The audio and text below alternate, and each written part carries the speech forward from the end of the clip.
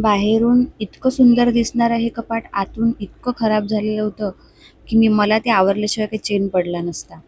पण त्याच्या आधी म्हटलं आपण आपली सगळी कामं आवरून घेऊ, म्हणून मी सकाळी उठले आणि मी उठले आणि माझ्याच मागे आदू पण उठला. कारण कसं असतं ना, आई उठली की बाळाला जाणवतं असं म्हणतात.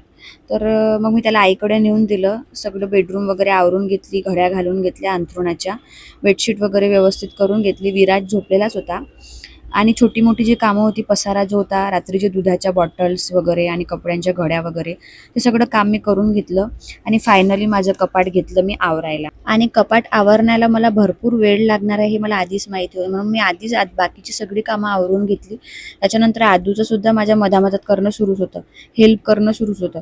त्याच्यानंतर ह्या कपाटातल्या छोट्या-छोट्या कपड्यांच्या घड्या घालताना मला असं जाणवलं, की मुलं किती लवकर-लवकर मोठी होतात.